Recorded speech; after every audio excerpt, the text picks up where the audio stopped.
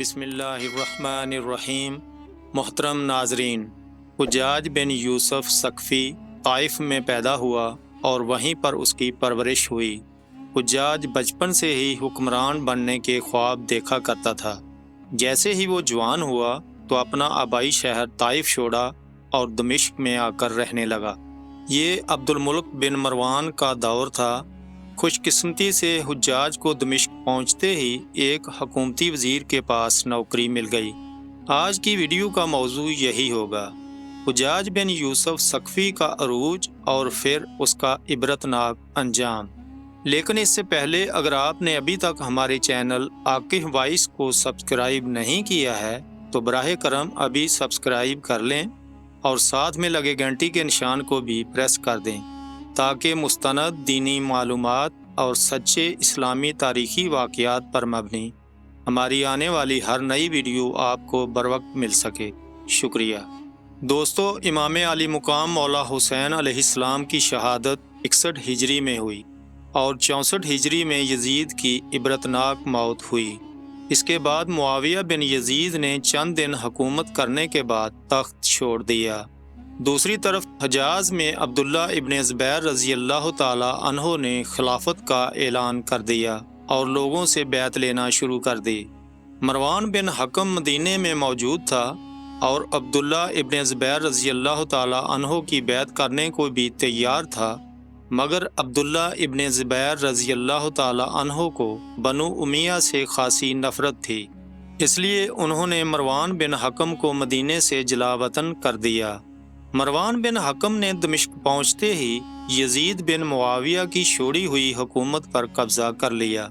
مروان نے 64 ہجری ذی الحجہ کو حکومت سنبھالی اور رمضان 65 ہجری میں اس کی وفات پر اس کا بیٹا عبد الملک بن مروان تخت نشین ہوا۔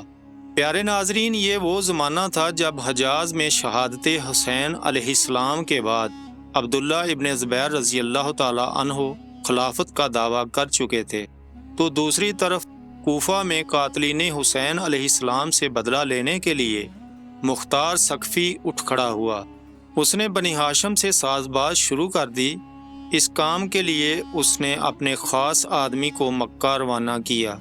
اس وقت بنو ہاشم کے سرکردہ افراد، جن میں امام زین العابدین علیہ السلام، عبداللہ ابن عباس رضی اللہ تعالی عنہ اور محمد بن حنفیہ رضی اللہ تعالی عنہ تھے۔ ان تینوں نے عبداللہ ابن زبیر رضی اللہ تعالی عنہ کی بیعت نہیں کی تھی، بلکہ بالکل غیر جانبدار رہے۔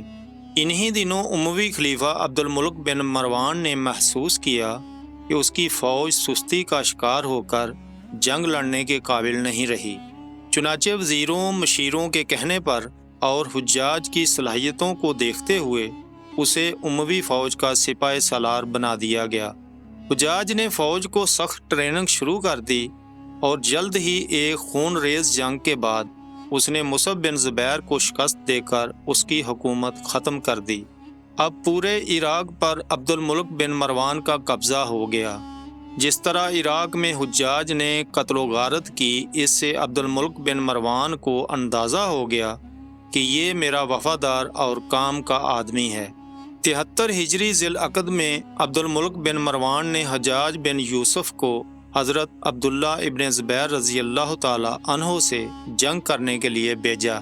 اس نے مکہ پہنچ کر خانہ کعبہ کا محاصرہ کر کے آتش زنی اور سنگ باری شروع کر دی، یہاں تک کہ عبداللہ ابن زبیر رضی اللہ تعالی عنہ شہید ہو گئے۔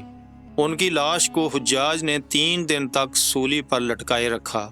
اس کے بعد حجاج بن یوسف نے حکم دیا کہ ابن زبیر رضی اللہ تعالی عنہ کی والدہ اسماء بنت ابی بکر رضی اللہ عنہ کو بالوں سے پکڑ کر گھسیٹتے ہوئے میرے پاس لے آؤ۔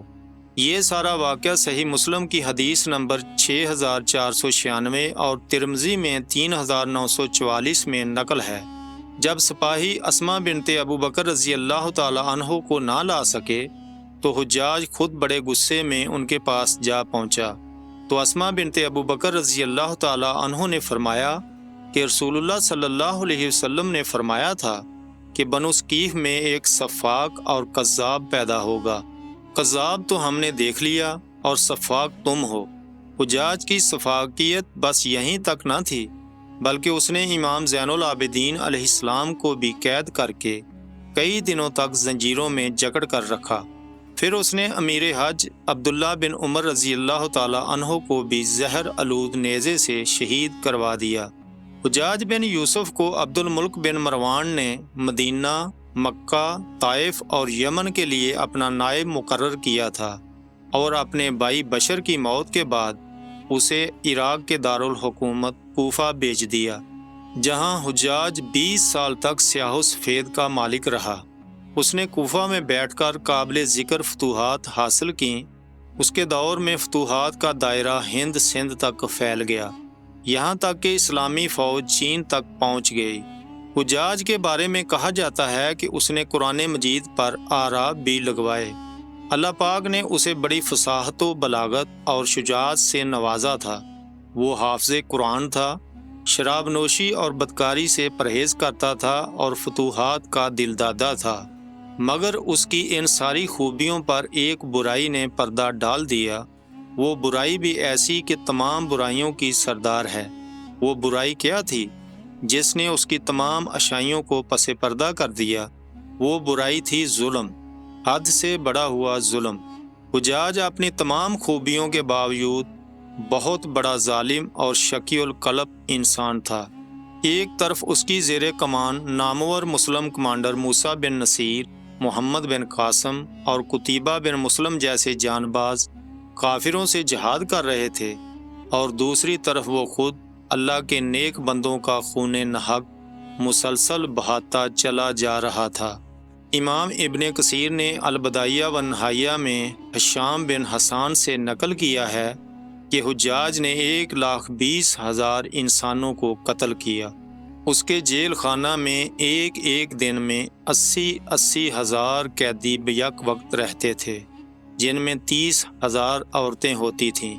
حجاج کی محبوب ترین سزا جو وہ اپنے مخالفین کو دیتا تھا وہ یہ کہ وہ ایک ہی خاندان کے افراد کو برہنہ کر کے بنا شد کے قید خانوں میں رکھتا تو اسی جگہ ان کی عورتوں کو بھی قید کرتا۔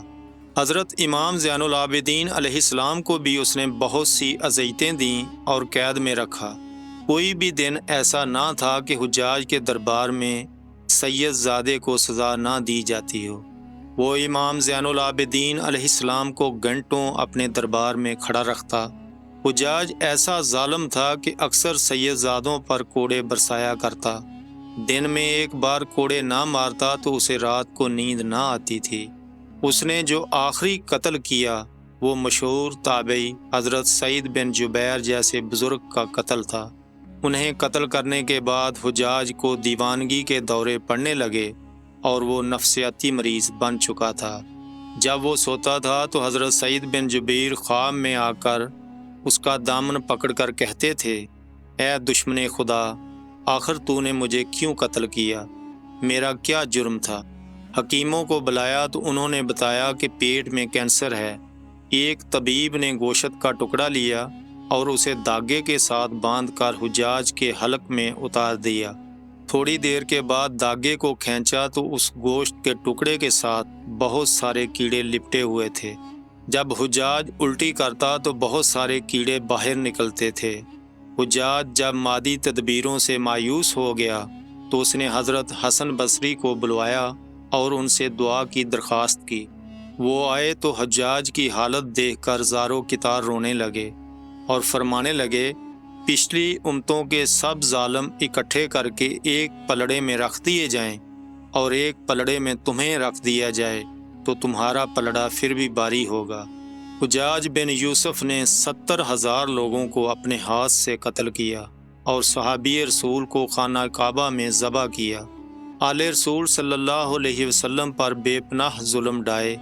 آخر وہ دن بھی آیا کہ جب حجاج کے پیٹ کے کیڑے اس کا پیٹ پھاڑ کر باہر نکل آئے اور اس ظالم کی عبرتناک موت ہو گئی۔